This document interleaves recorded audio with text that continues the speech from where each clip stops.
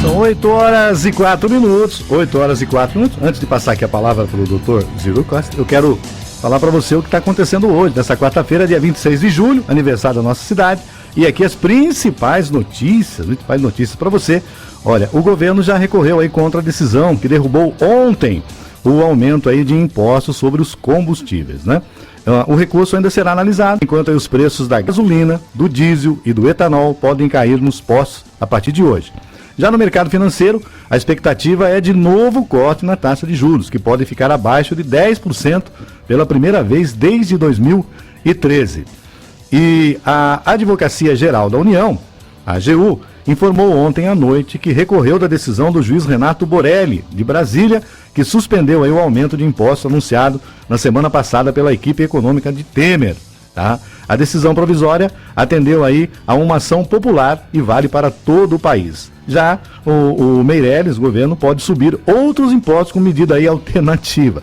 O governo poderia fazer cortes em vez de elevar tributo, diz aí economista, né? E o Comitê de Política Monetária, o Copom, anuncia a nova taxa de juros no fim da tarde de hoje. O mercado espera novo corte e a Selic deve ficar aí abaixo de 10% pela primeira vez desde 2013.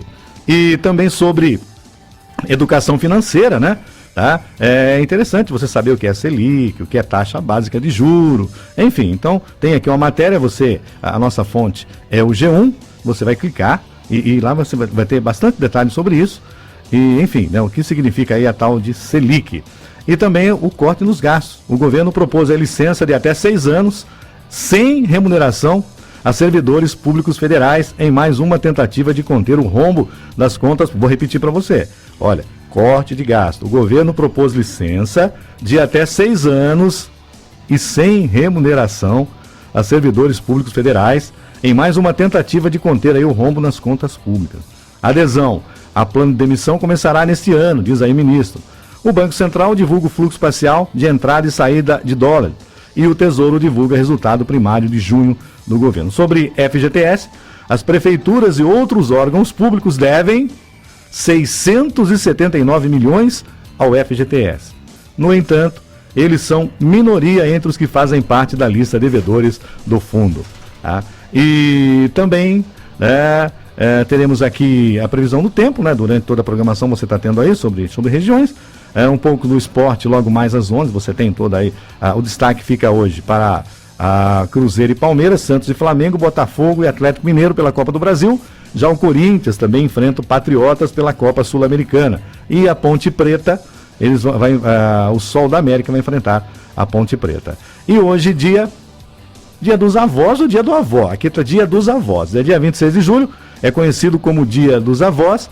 A origem da comemoração está ligada à Igreja Católica, já que este é o dia de Santa Ana e também de São Joaquim, né? Bom, doutor Ziro Costa já está por aqui. E, doutor, muito bom dia, primeiramente, né? A gente agradece hoje, um feriadão aqui na cidade hoje. O senhor se deslocando aí da sua cidade, que não é feriado lá em Campinas, a gente sabe disso. E como é que está o senhor? Tudo bem? Passou bem a semana? Bom dia. Obrigado, Milton, por mais essa oportunidade, né? Feriado em Sumaré, passei aqui na cidade, está tudo fechado, como é todo mundo... O chefe hoje aqui também não está aqui no estúdio. Né? Daqui a pouquinho está chegando aí o pessoal, mas é interessante que a gente começou, eu falei para o senhor que nós estamos no 13º encontro já, esse bate-papo que o pessoal está comentando bastante, dessa conversa com o senhor tem muita experiência, o senhor tem aí um vasto currículo, né?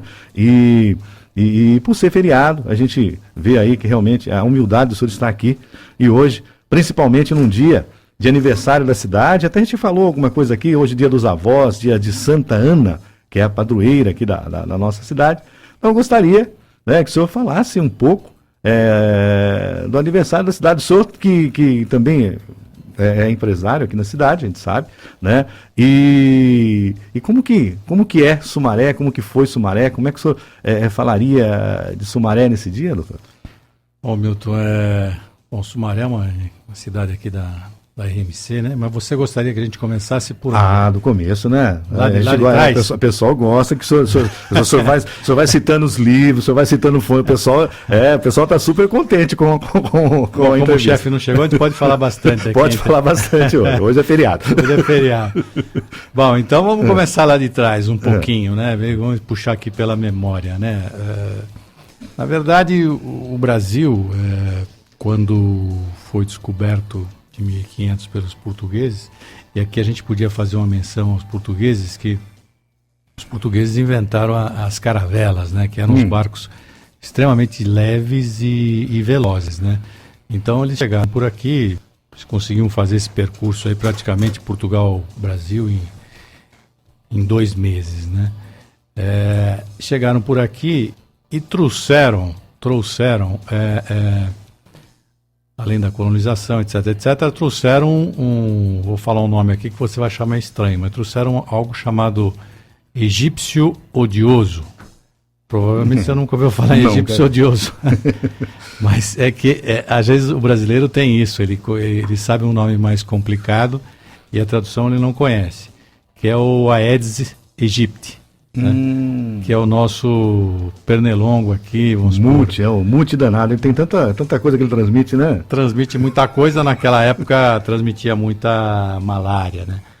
Mas o egípcio odioso, ele chegou com as caravelas e tal, e ele faz muito parte da história aqui nossa, da cidade, na história de Campinas. Com a chegada dos portugueses aqui, o que aconteceu? Você tinha aquela exploração basicamente do pau-brasil, de você extrativista e tal. Isso foi por algumas décadas, né? E aí o rei de Portugal, ele sabia que, vamos supor, mas eu preciso tomar conta daquele terreno lá, aquele terreninho meu lá, parece que é grande, é bom e tal, preciso pôr algum pessoal lá naquela área. E como o açúcar na época era um bem caro, falou, bom, se eu plantar açúcar lá, eu preciso de gente durante um ano olhando a plantação e tal, e eu consigo fixar gente nesse terreno, né? Que é o Brasil. Então ele divide o Brasil em capitanias, e são terrenos enormes, né? Latifúndios, na verdade, né? Você pega, por exemplo, Pernambuco, a capitania de Pernambuco, que foi uma capitania que deu certo. Não era só Pernambuco, era norte da Bahia, Alagoas, Sergipe, parte de Goiás, quer dizer, era um terreno, um latifúndio extenso, né? As únicas 2 capitanias que deram certo foram São Vicente e Pernambuco. Pernambuco, tem até uma frase de um padre na época, né? Era Frei Fernão Cardim, que ele fala assim, enfim, em Pernambuco acha-se mais vaidade que em Lisboa. Ou seja, Pernambuco, a qualidade de vida era tão boa, né? Vamos dizer, tão nobre, que a vaidade, ele comparou a vaidade de Lisboa. Então você tem por aqui essa plantação de açúcar, né? E a fixação do homem na terra, né?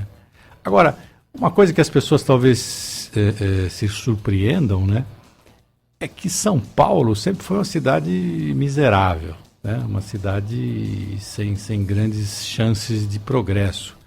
Por quê, né, a pergunta, né? Porque São Paulo fica a 800 metros de altura do nível do mar. Então, naquela época, se você pensar que só conhecia essas caravelas, que eram umas máquinas brilhantes, e os muares, né, ou seja, as mulas, né, para você subir aí um trecho de... dificuldade, né? Um trecho de 800 metros de altura. Entendi. Né? Então, São Paulo não tinha chance nenhuma, era um patinho feio, né, do reino, né? Não tinha como desenvolver São Paulo. E você tem, vamos dizer assim, toda um desenvolvimento da parte litorânea, né? Por São Vicente e tal, o próprio Rio de Janeiro, onde chegavam, era um porto de chegada de escravos, né? Os escravos vinham lá basicamente da África, por que vinham da África, né? Porque o rei tinha controle sobre o escravo. Então, o escravo que embarcava na caravela, ele sabia. Na verdade, ele marcava, ele falava, bom, esse cara embarcou no porto tal, no Congo, esse cara embarcou não sei aonde. E aí ele sabia, por exemplo, que ele ia dar uma certa produtividade aqui, né? Entendi. Então, com isso, ele falava, bom, mais ou menos tanto, tal, vou cobrar tanto desse povo aí, né, de impostos.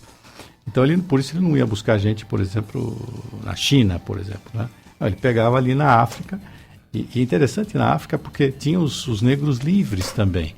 E os negros, eles comercializavam escravos. Os próprios negros comercializavam escravos, né? Isso pouca gente fala, né?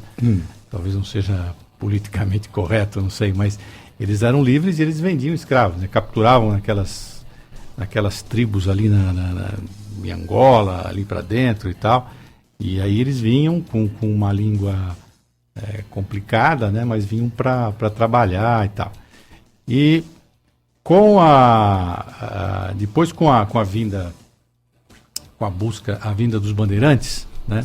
O que aconteceu? Aquelas excursões dos bandeirantes nas entradas e bandeiras, eles saíam ali de São Paulo, né? E vinham aqui para o nosso interior, né? Passavam aqui por Campinas e tal, e iam para Goiás, Minas Gerais, buscar pedras preciosas e escravizar o índio também. Porque se ele escravizasse o índio não entrava na conta do rei, né? Então ele ia produzir o açúcar lá, tá certo? E o rei não conseguia, né? A Receita Federal lá, mas esse cara tá fora da nossa conta, né? Entendi. Então ele pegava o índio, escravizava, buscava conseguir o ouro e tal, e passava por nós aqui. Então era um local de passagem, um bom local. Porque, por exemplo, você vê Campinas, né, os campos, né, local plano e tal, né? Então o pessoal tem as suas paradas aqui, né? Porque, na verdade, quando a gente pensa, por exemplo, o bandeirante, não era 2, 3 bandeirantes, cada grupinho desse era 200 pessoas que vinha, né?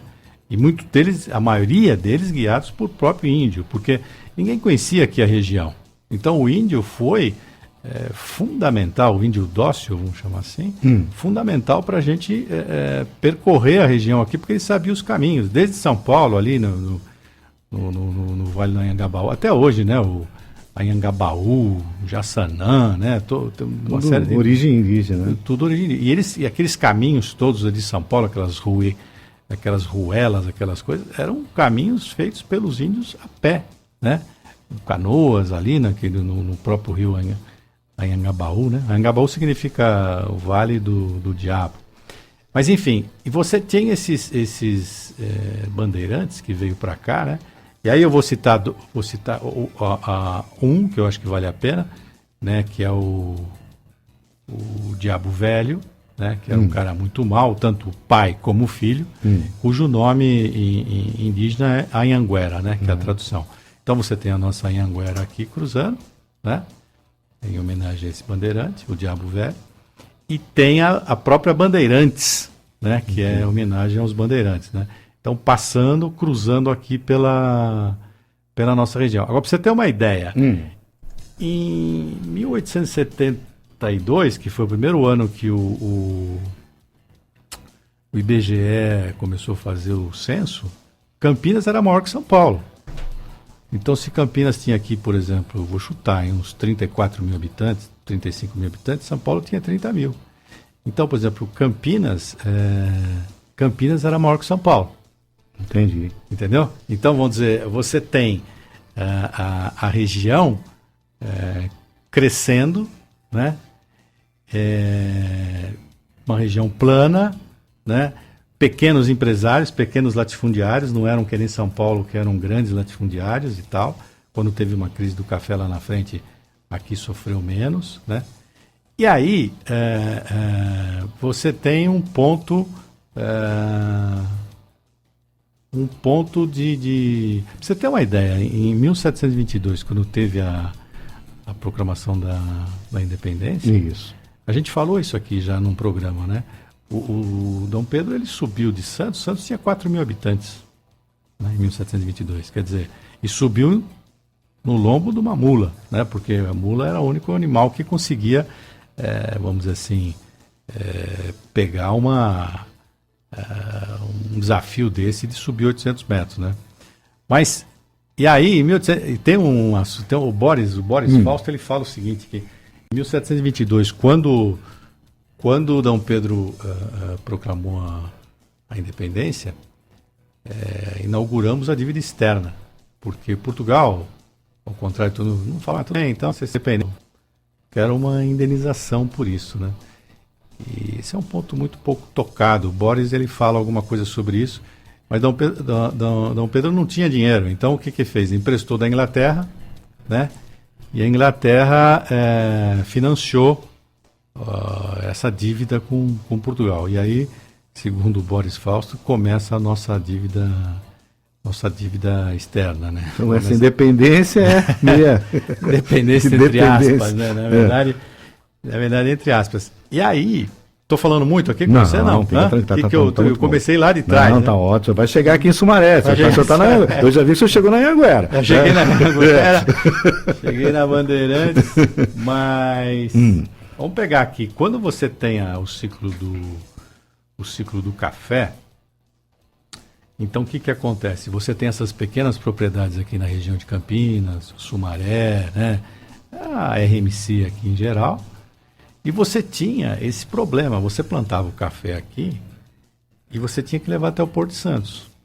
Agora, para você chegar no Porto de Santos, você tinha que descer de novo a danada da Serra do Mar, os 800 metros. Aí tem alguns registros, assim, que cada 10 sacas de café que a mula carregava, ela perdia 7 na Serra do Mar, né? Por quê? Porque o terreno é extremamente íngreme, difícil para passar e tal. Então você tinha esse problema sério. Tem uma frase, eu acho que eu já mencionei aqui uma frase do Anchieta, que ele fala: o terreno é tão íngreme que se pega com as mãos. Eu não sei se nós já chegamos a ter comentar uma frase. Eu acho que já falamos isso, né?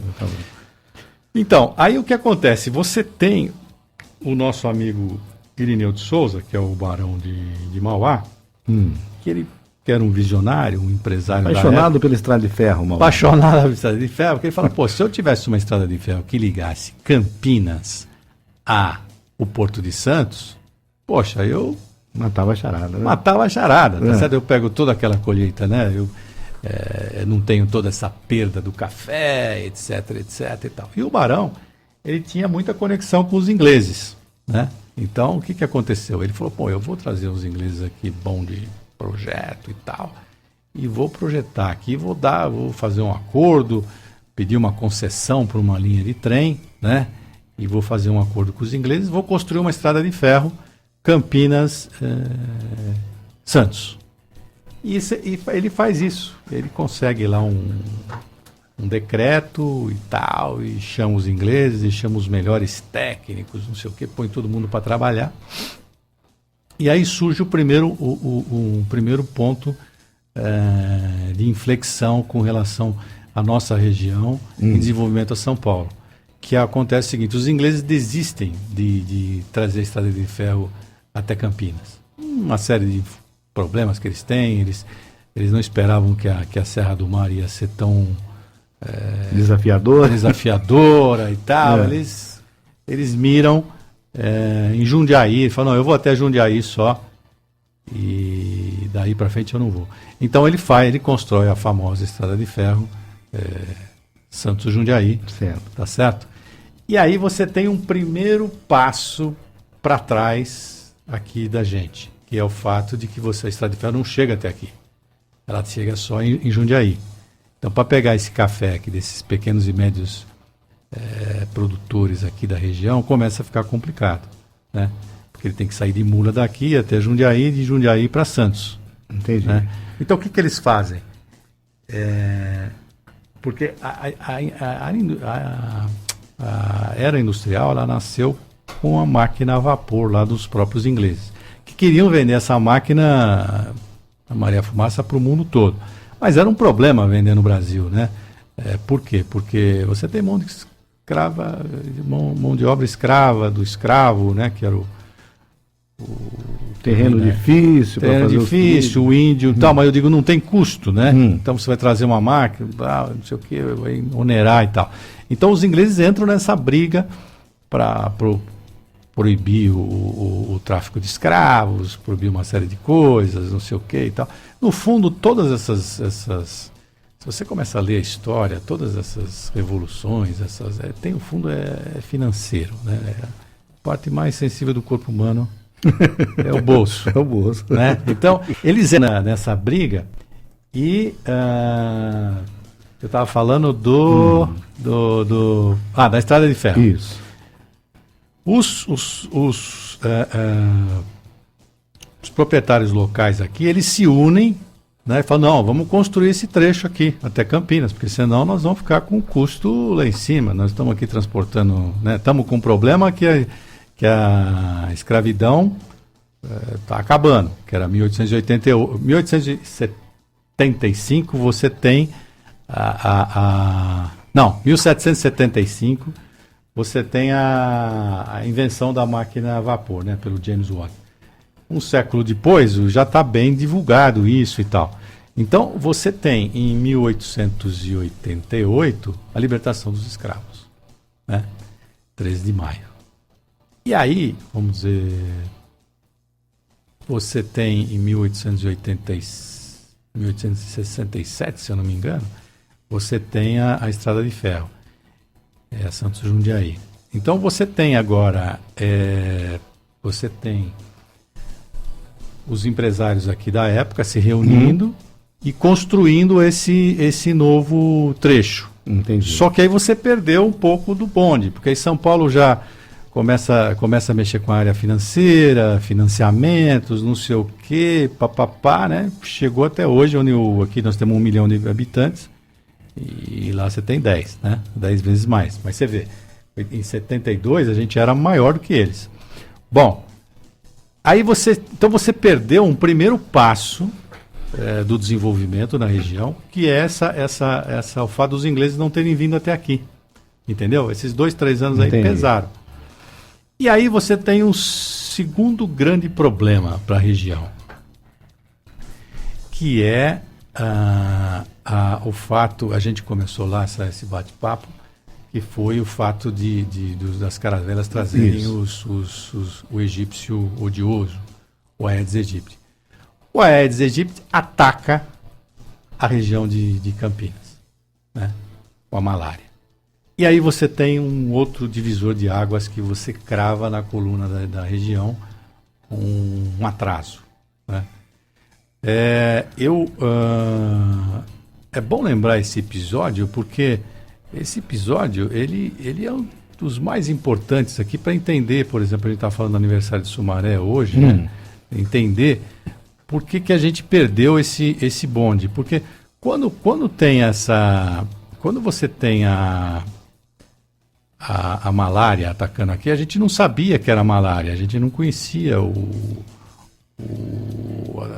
vamos supor, uma maneira de você combater a doença, né? Não tinha assim você sabia ao certo como é que você ia, né? E você achava que o problema era um problema de higiene e tal. Você pega a Praça Castro Alves, Carlos Gomes, né? Você tem ali, aquilo era um lixão, né? Uma coisa horrorosa e tal. E tem um professor aqui eu acho que é da PUC, acho que é da PUC, que escreve um livro sobre eu li esse livro há muitos anos atrás, eu até recomendo, eu nem sei se existe ainda, mas é o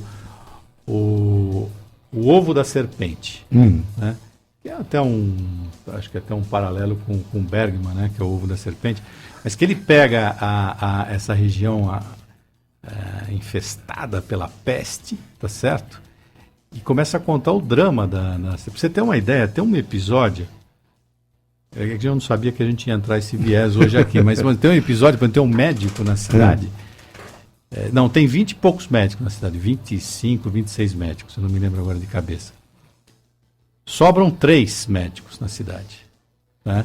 E um dos médicos fala, não, eu vou ficar, eu vou combater, eu vou até o final. E ele combate a malária do jeito daquela época, né? Eles conheciam, né? Tentando desinfectar as coisas, enfim, não tinha, do jeitão dele. E ele perde 4 filhos nesse combate. Ele fala, não vou sair da cidade enquanto eu não conseguir. E quando ele consegue, a epidemia vai embora, né? A epidemia é mais ou menos assim, ela vem e volta, né? Ele se suicida, né? Porque, poxa, perdeu 4 filhos e apostou no fato de ter ficado aqui na cidade de Campinas. Então aí você tem esse grande divisor de águas, que é o atraso na ferrovia, né? E o egípcio odioso que dizima aqui praticamente a região, né? Então você perde o bonde da história, né? Então você chega, você está aí no começo do século, numa situação extremamente delicada e tal. Oswaldo Cruz esteve por aqui tentando ajudar, né, e tal, mas vamos supor, a peste ela destrói a região e a partir dali você tem, vamos supor, um atraso em relação a São Paulo. São Paulo já começa com alguns empresários, né, mesmo aqui em Sorocaba, com o seu conde Francesco Matarazzo, né, com as suas indústrias reunidas e tal. E aí você tem esses 2 pontos fundamentais, que é o atraso Chegamos aí praticamente aí no começo de 1900 e pouco e tal, né? E aí você tem começa o desenvolvimento. E você vê também o seguinte, que a gente estava em Sumaré, hoje faz 149 anos. 149. Né? Quando você tem a libertação dos escravos e tal, havia um conceito de que o escravo era lento para trabalhar, etc, etc. Então a ideia qual que era? Era importar mão de obra, né? Certo. Então o Brasil começa a fazer campanhas lá fora, né, no final do século, dizendo, puxa, vem para o Brasil, né? E aí você começa a ter essa colonização nossa aqui. Então, por exemplo, o estrangeiro, né, começa a falar, bom, vou para o Brasil porque lá tem trabalho e tal, né? Aí você tem a Nova Odessa aqui, certo, que é uma cidade de russos. Inclusive a geografia de Nova Odessa é bem diferente, as ruas são largas, né? São mais estilo americano mesmo. O Nova Odessa acho que é mais russo, mas russo. Americana, né? Vamos dizer. Você tem, aí entra num outro viés também da guerra lá em civil, mas você começa a ter, vamos dizer, a importação de gente, por exemplo, italianos, né, vamos dizer assim, japoneses, enfim, alemães, né, para vir para trabalhar, porque o empresário aqui fala, o negro ele vai ficar com um trabalho mais inferior e eu prefiro importar essa mão de obra. E aí vem todos os nossos avós, né? O meu, por exemplo, vem da Itália, sem nada na mão e tal. O próprio Francesco Matarazzo vem com um caminhão um container de banha para falar, bom, vou vender banha lá, vou ficar rico. Não deu muito certo, mas no final ele ficou rico. Era o destino. Era destino. Você sabe que outro dia eu estava lendo uma matéria sobre o conde Francesco Matarazzo. Se você pegar a fortuna dele daquela época e reajustar até hoje, dá cerca de 20 bilhões de dólares. Certo. Ou seja, ele seria um dos 10 homens mais ricos do mundo hoje, ainda em 2017. E cometeu um grande erro como empresário, que foi tentar colocar embaixo do guarda-chuva dele tudo que necessitava para se fabricar alguma coisa. Então ele achava o seguinte, se eu fabricar tudo embaixo do meu teto, eu domino o processo e eu fico mais rico. E dizem até que tinha uma fábrica de fósforo que ele não conseguia dominar o processo da fabricação de fósforo, ele acabou vendendo a fábrica de fósforo. E hoje, por exemplo, a gente tem discutido nos programas anteriores um conceito completamente antagônico a esse, né? Ou seja, você não deve tentar fabricar tudo, e sim compartilhar meios de produção, compartilhar funcionários, se for possível, né? dividir a produção, né? E você chega, vamos dizer assim, basicamente a essa situação que nós temos hoje, aonde você tem agora uma encruzilhada, na verdade. Tem uma nova encruzilhada, que é para São Paulo. Se você pegar, por exemplo, vamos pegar Nova York, aquela cidade americana lá do automóvel lá, fugiu agora a memória, mas São Paulo chegou numa encruzilhada, ou seja, você cresceu demais, tá certo? A exploração imobiliária, os preços subiram muito, você tomou uma nova decisão que fazer com São Paulo. Então eu acho que agora nós estamos num momento, falando da nossa região, que é o seguinte... Isso, eu vou só interromper o senhor um minuto, tá?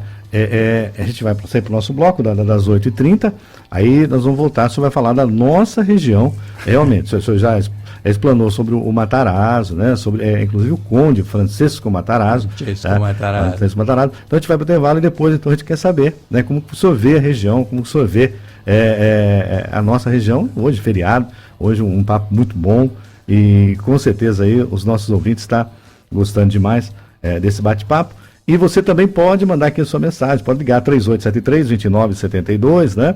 E deixar aqui perguntas aí, tá? Pro doutor Zero Costa. Doutor, rapidinho, a gente já volta já para o senhor falar da nossa região, o empresariado, tudo que está acontecendo aqui na nossa cidade, afinal de contas, né, o desemprego pegando aí, o senhor já falou aqui, né, que o pessoal de São Paulo está caro, lá os terrenos, e aqui deve estar mais em conta. A gente vai saber daqui a pouquinho, doutor, tá bom? O papo aqui. Tá certo. Você ligando, participando, a gente volta já, a gente vai para o nosso break, e ó, a gente volta rapidão.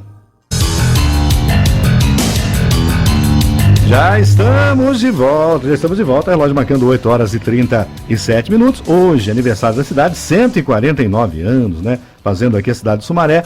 E hoje, fazendo um raio-x, né? Começou lá das caravelas, chegou até o barão, o Conde Francisco Matarazzo. E agora o doutor está na linda cidade de Sumaré, onde a gente vai saber, né? Como o senhor vê a região, de que forma o senhor vê aqui o nosso empresariado. E antes de o senhor comentar, eu gostaria de fazer uma colocação. Se meu pai tivesse vivo, dia 7, agora, meu pai, ele faria 100 anos de Sumaré. Tá? Porque ele nasceu em 1917. Né? Então ele respira Sumaré. Ele é da família alemã Hoffmann, né? Aqui da região. Então, o senhor falando aí, ia passando na minha cabeça, realmente, tudo isso que o senhor está falando, meus avós comentavam, né? E olha, você ligando, 3873-2972, tá? Um minutinho, já que eu te atendo, eu vou passar a palavra para o doutor Zero Costa falar. Então, a gente estava falando da libertação dos escravos e que os empresários aqui preferiam a mão de obra lá fora, né? Então, você tem até campanhas para você trazer essa mão de obra. Então veio esse seu avô, você é descendente de alemães, então. Então, meu avô também veio com a descendência italiana, né? E você tem toda essa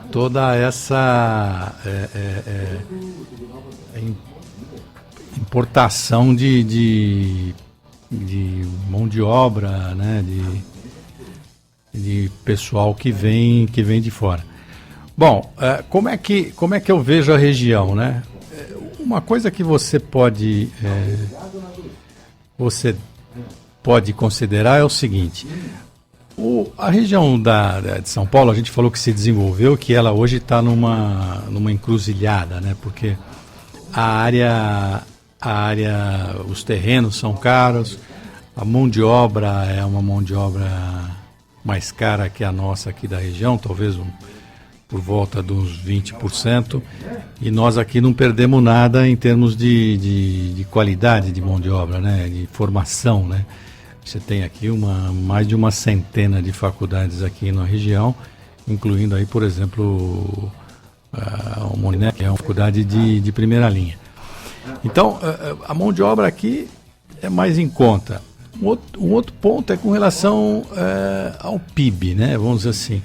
O PIB aqui nosso da região, ele está aí mais ou menos não exatamente, ele está em sexto colocado em termos dos PIBs regionais brasileiros. Então, o grande PIB do Brasil é da região metropolitana.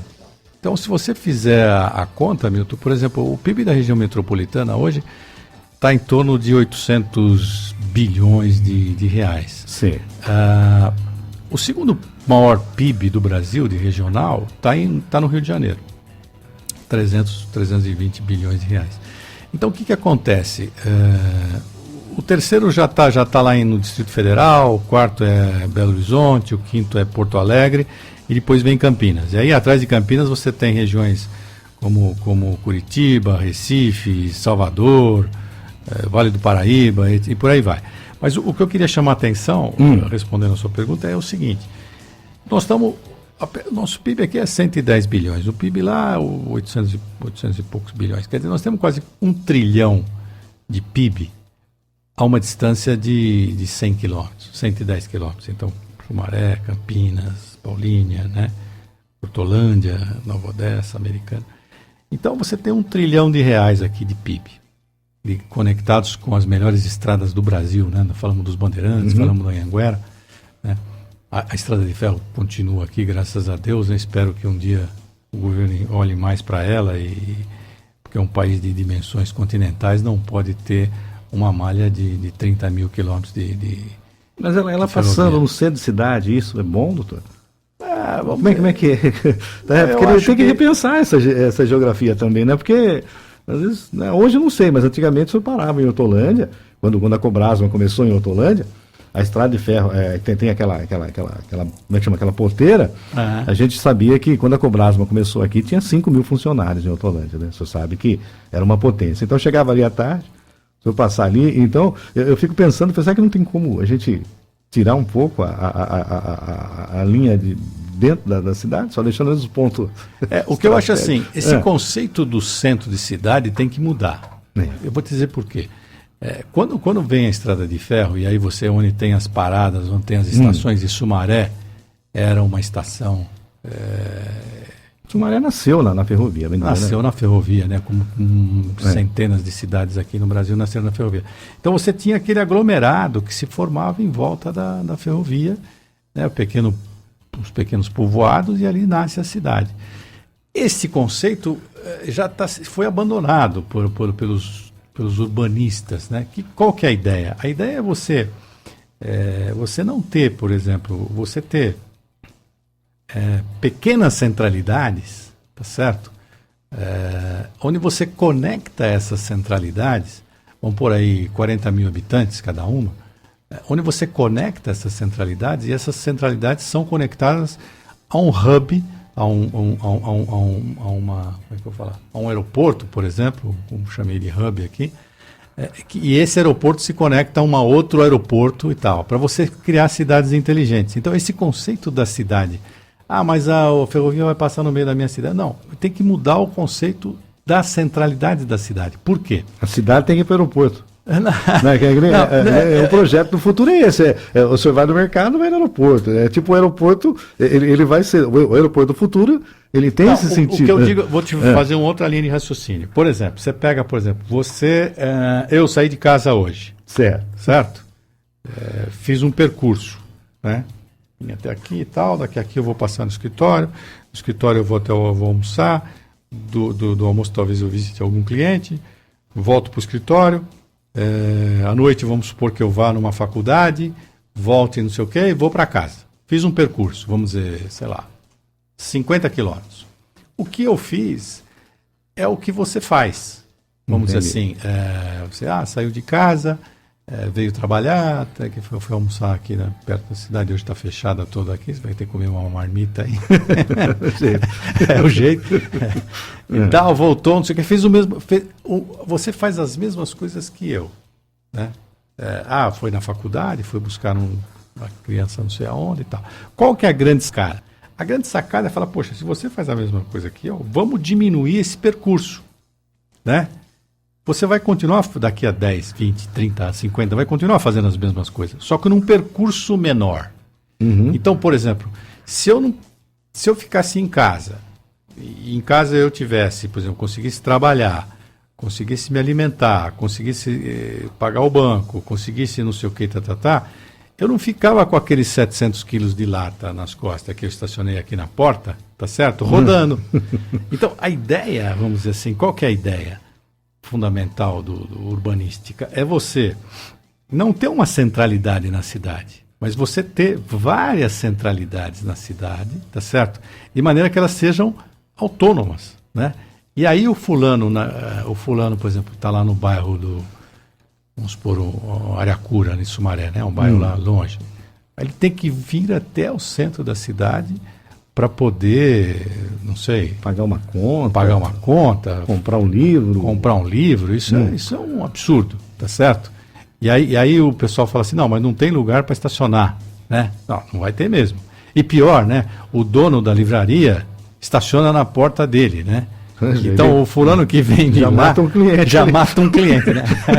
Olha a dica. Olha a dica. Então o cara que vem de lá para comprar o livro está errado. É lógico que tem um problema aqui que é o poder aquisitivo, né? Então, por exemplo, às vezes a comunidade é uma comunidade pobre, então ela não sustenta um determinado comércio, né? Então o comércio, para ser viável economicamente, ele tem que ir para uma centralidade mais forte. Mas isso é um problema de economia, é um problema e tal. Não é viável você ter acima de 40, 50 mil pessoas, o cara se deslocar para o centro da cidade. Então, o que acontece aqui nas cidades, em geral, na RMC? O fulano vai para o centro, né? Mas não tem nenhum sentido isso mais. Então, vamos dizer, mas a estrada de ferro corta a cidade no centro. Não, o que está errado é o centro, entendeu? Não é a estrada de ferro. Entendi. Entendeu? Então, por exemplo, o que está errado é você ter uma cidade com 200... Sumaré está com quantos habitantes hoje? 176 mil. Não, 200 e... Não, 270. Ah, sim. 270, sim. 276? 276 mil? Certo. O pessoal vai para o centro da cidade. Quer dizer, né? O cara tá lá, não sei aonde, aí, fala um bairro distante aí, eu falei Aracura, né? Não sei, Aparecidinha e tal. Então ele vem aqui buscar buscar um serviço. Às vezes tem que pagar até pedágio, né? Pessoas dão pedágio no meio, quer dizer, vou colocar na ponta da caneta, vai ficar mais caro ele vir. Então, mas isso está errado, você entendeu? O conceito de cidade está errado. Você tem que ter um conceito de novas centralidades. Entendi. Entendeu?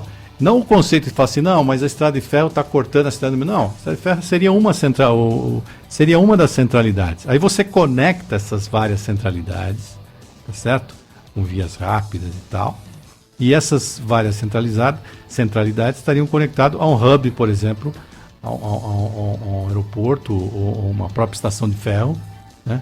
Uma estação ferroviária, e conecta com uma outra cidade. E com isso você vai... Por isso tem hoje, por exemplo, esses índices de inteligência de cidade, né? Você mede as cidades mais ou menos inteligentes. Porque essas cidades é que vão sobreviver lá na frente, né? Não são as cidades entendeu? As cidades mais inteligentes, por quê? Porque você tem mais desenvolvimento, mais gente capaz, mais gente pensando, etc, etc. Mas eu estava falando do PIB. Você me tirou do PIB. Eu tirei o senhor do foco do PIB. Não, então o PIB, se você pegar o PIB do Rio de Janeiro, né? Fora lá as balas perdidas que a gente escuta no Jornal Nacional, o que acontece? Eles têm lá um PIB maravilhoso de 300 bilhões de reais, 320. Mas o Rio de Janeiro não tem... a geografia do Rio de Janeiro é bastante ruim, né? De um lado você tem morro, favela, e do outro lado você tem o mar, né? Então, por exemplo, você tem aquela linguiça ali no meio de expansão extremamente complicada, né? Ao passo que aqui você tem São Paulo, Grande São Paulo, com 800 e poucos bilhões e Campinas 110 bilhões de reais, que você pode somar esses dois PIBs. Entendi. Você entendeu? Então você tem uma renda per capita aqui extremamente interessante, com poder de expansão absurdo, o melhor do Brasil, né? Então você perguntou sobre o Brasil, né? Você tem hoje aqui, vamos dizer assim, então, por exemplo, você começa a ter a malha ferroviária, os anéis rodoviários, né? Você vê, se você pensar bem, a gente falou dos bandeirantes, né? Sumaré está entre os dois, está entre a Bandeirantes e a Anhanguera. E isso assim, é atrativo para o empresário, é atrativo. Isso puxa vida, né? Hortolândia é a mesma coisa, né? Tá entre essas duas grandes estradas, né? E você está a 100 quilômetros da capital, como eu falei agora há pouco, com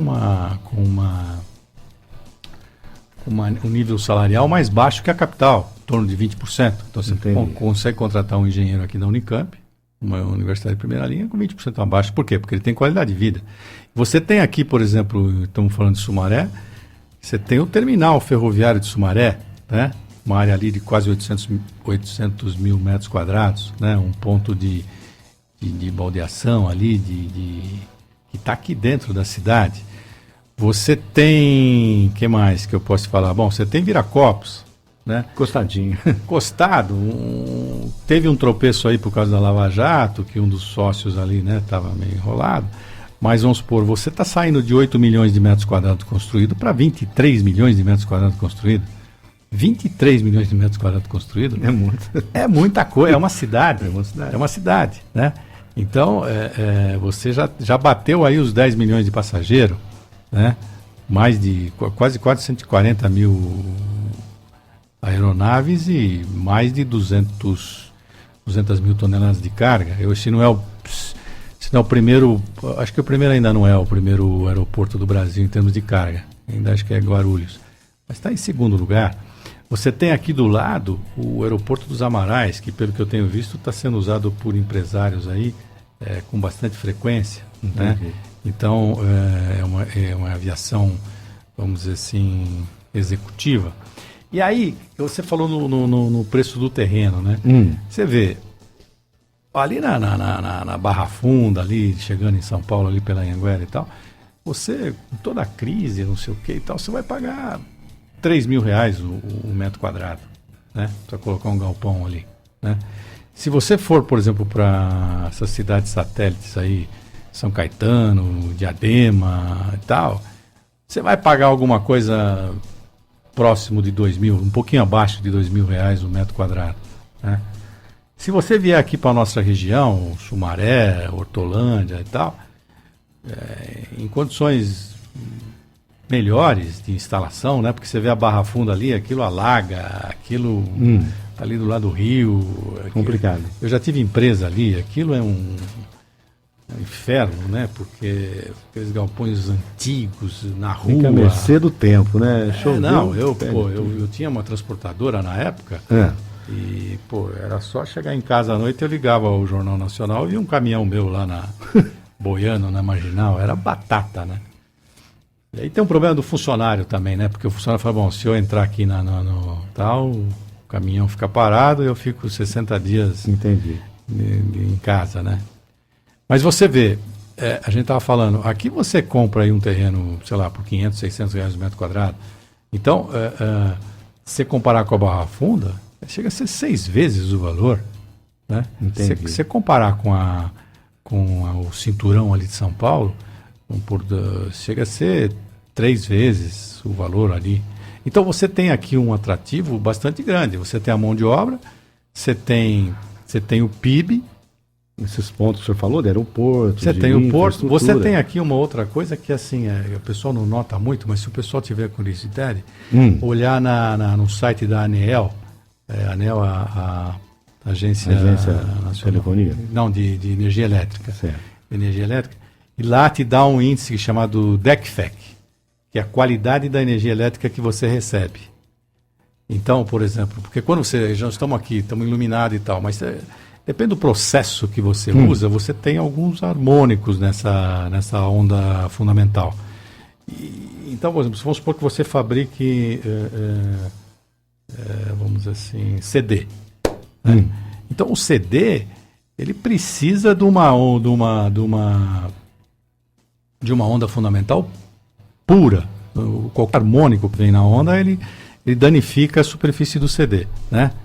Ou você vai fazer um corte de madeira fino, a laser, né? Entendi. Então, isso é extremamente... Então, você tem aqui, por exemplo, a CPFL na região, a própria Electro, e você vê a classificação dela, hoje é pública, né? Você pega a classificação dela no site da ANEEL e você vê lá qual é a qualidade da energia que você está recebendo. Em comparação, por exemplo, com a Eletropaulo, com enfim, com a Enersul, com a Celtins, com a Coserne, com a Celesc do Santa Catarina, tá todo mundo lá. E você vê que nós temos uma qualidade de energia boa. Isso aí é, vamos dizer assim... Fundamental para uma... Sem energia nós não vamos longe, né? Além disso, por exemplo, você tem, por exemplo, esses impostos de municipais, né? Aqui tem uma guerrinha aí entre algumas cidades, né? Mas você pega, por exemplo, São Paulo, basicamente é 5% o ISS, né? Aqui em Hortolândia acho que é 2%, Sumaré é 2%, aqui tem um que é menor aqui, que é Santa Bárbara, né? Santa Bárbara é mais baixo, o imposto é mais baixo um pouco. O que eu acho um erro, na verdade, acho que devia ser tudo 2%, por exemplo, para não ficar essa briguinha padrão. Ali, entendeu? Alguma coisa desse tipo. Outro dia eu estava com um diretor de banco, ele falou para mim, não, nós pagamos 5%. Falei, não, mas você tem lá, então não, a gente paga 5% para... Né? O banco pode... porque for ter tanta burocracia, a gente paga 5%, não importa se está pagando a menos. Então, eu acho que em termos de atratividade, né, vamos dizer, da região, você tem um outro ponto, por exemplo, que é o ponto de mobilidade. Hoje o fulano lá em São Paulo, eu estou sempre lá, poxa, para você ir no local, se deslocar, voltar e tal, 2, 3 horas. Você não consegue marcar hoje, por exemplo, 3 reuniões num dia. Né? Ou você marca uma de manhã e uma tarde. Né? É impossível você fazer 3 reuniões. Aqui não, aqui você chega sem estar marcado, o cara te recebe. Né? Então, por exemplo, isso é um custo que tem que ser verificado. Né? Então, enfim, além disso, você tem, vamos dizer assim, uma região turística também, né? Então, por exemplo, você tem, não sei, Serra Negra, você tem, eu não sou muito de turismo, mas Serra Negra, você tem Águas de Lindóia aqui perto, você tem Amparo, você tem Morungaba, Atibaia, Itu, enfim, Brotas, e por aí vai, né? Por exemplo, você tem vários locais, por exemplo, que você pode passear. Jaguariúna aqui, que você está falando de trem, né? Tem o passeio de trem aqui. Tem, muito legal. Jaguariúna. Campinas hoje é uma cidade, vamos dizer assim, turística para o turismo empresarial, né? Você vê esse senhor que está construindo, ampliando esse hotel dele aqui, o Royal Palm Plaza, né? Aquilo lá é do lado da Anhanguera ali. Do lado da Anhanguera, aquilo é um centro incrível, né? Shopping, né? Campinas. Com shopping, enfim, com uma série de Águas de São Pedro, que é maravilhoso, né? E tal. Enfim, eu acho que tomei seu tempo. Não, mas bacana demais. Então o senhor vê, assim, a região, a cidade de Sumaré é uma cidade boa para se investir, empresário fazer investimento? Eu acredito que sim, porque por tudo isso que nós falamos, né, dessas cidades aqui, por preço, por qualidade e tal, é lógico que a gente precisa de bons políticos, né, para você poder realmente direcionar, né, focar na vocação da cidade, né? Agora, eu vejo assim com muito... Porque você dentro da América do Sul, São Paulo é um centro, né? Eu rodei essa América do Sul inteira, vamos dizer assim, é um país, é uma maravilha. E está numa encruzilhada, por exemplo. Eu acho que ela vai pegar um caminho, por exemplo, que Nova York, que de grandes espetáculos, de gente, de grandes grupos financeiros, né? Sem dúvida. E a indústria, vamos dizer assim, principalmente tanto a grande quanto a de pequeno e médio porte, ela é colocada para fora. Foi o que aconteceu com Nova York nos anos 60. Detroit, por exemplo, é uma cidade que também teve esse problema. Cresceu, a indústria automobilística quebrou praticamente, né? Hoje é administrada pelo governo, né? Porque não tem um prefeito lá que consiga resolver o problema financeiro. Eu acho que São Paulo ela vai por esse caminho, ou seja, naquele mesmo encruzilhada que ela estava, numa cidade miserável, durante quase 350, 400 anos, ela vai estar agora. Ou seja, vejo que o prefeito lá, me parece que é um empresário de visão, né, o seu Dória, né? E aí tentar buscar, por exemplo, levar para lá grandes centros cirúrgicos, grandes bancos, né, grandes transações e tal, que é as grandes cidades no mundo. Porque o metro quadrado, né, o ar que se respira numa cidade dessa, você vai ali no Itaim, por exemplo, o Itaim Bibi ali, é 18 mil reais o metro quadrado. Certo. 18 mil reais. Você vai construir o quê em 18 mil reais? Um galpão? Né? É complicado. Muito complicado. Você tem que fazer um espigão, né? É certo, doutor. Então é isso. Tá certo. Doutor, mais uma vez agradeço. A gente ia comentar sobre a matéria do senhor no domingo, né? Mas o nosso tempo já está super estourado. Eu só queria deixar aqui, né, que o senhor deixar sua mensagem para a nossa cidade, que faz aí hoje 149 anos. E também na próxima vez o senhor vai falar um pouquinho dessa matéria, que todo domingo o senhor tem uma coluna, né, no Tribuna. E esse final de semana o senhor citou Chiquinha Gonzaga, o senhor citou a Carmen Miranda, o senhor citou o Virgulino Ferreira, né, o famoso Lampião, né? Então, é verdade. E vai continuar essa história no próximo domingo agora. Vou né? continuar, porque mostrando que o Brasil são vários Brasis, né? Vamos dizer. Entendi. Na verdade, aqui dentro, você vê, na época de Lampião, né? Ele não sabia como é que estava a inflação, como é que estavam as coisas, mas logo na sequência você tem uma Carmen Miranda morando em Beverly Hills. E altos salários, né? Um salário. O maior salário de Hollywood. Né? Então é um hobby gostoso aí. Mas eu queria deixar os meus parabéns a Sumaré, de coração, porque é uma cidade que abriga muita gente de fora, né? Uma cidade nova, puxa vida, 149 anos, quase a idade do seu avô aí. Mas... não, meu avô sim, meu avô, mas meu pai faria 100 anos. E é uma cidade que está no meu coração e eu torço para Sumaré sempre, sempre. Não, a cidade orquídea. Pertinho aqui, de tudo, né?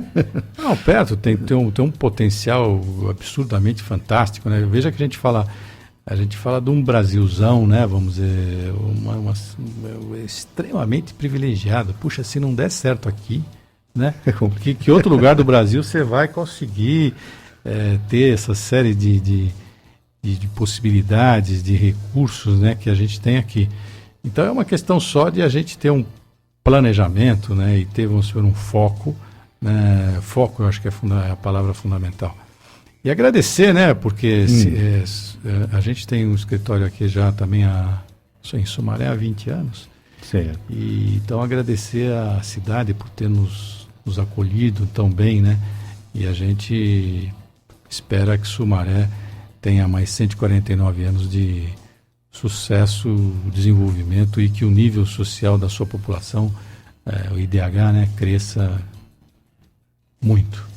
Tá certo. Doutor, um bom dia, bom lá em Campinas não é feriado, né? É feriado aqui, mas um bom retorno para o senhor. Vamos trabalhar. Um abraço para o senhor, viu? Grande abraço para você. Obrigado pelas informações. A gente pegou a caravela, a gente chegou até Sumaré. O senhor ia falar de Rebouças, mas olha, o tempo estourou e a próxima a gente tem mais assunto. Muito obrigado. Um bom dia para o senhor aí, um bom retorno. Para o senhor, um abraço. Um grande abraço. Tá certo. Gente, você ligando, participando, são 9h04. E claro, a gente podia deixar de terminar essa entrevista com todo respeito. A gente vai tocar aqui o hino da cidade de Sumaré, que eu deixei guardado justamente para esse momento, para a gente estar encerrando essa entrevista, que a gente foi lá, a gente buscou desde o tempo da caravela, desde o tempo que o pessoal veio para cá, desde o tempo que veio, né, os imigrantes, as pessoas que realmente aí fizeram dessa cidade o que ela é hoje, essa potência, e hoje, claro, como colocou bem aqui o doutor, muito perto de tudo, então é uma cidade que tem tudo para dar certo, tá? Então a gente tem aqui o hino do Sumaré, com todo respeito, a gente vai tocar aqui o hino do Sumaré e a gente termina aqui essa entrevista com o doutor Zé Costa. Um abraço mais uma vez, doutor, e uma ótima semana para o senhor, tá?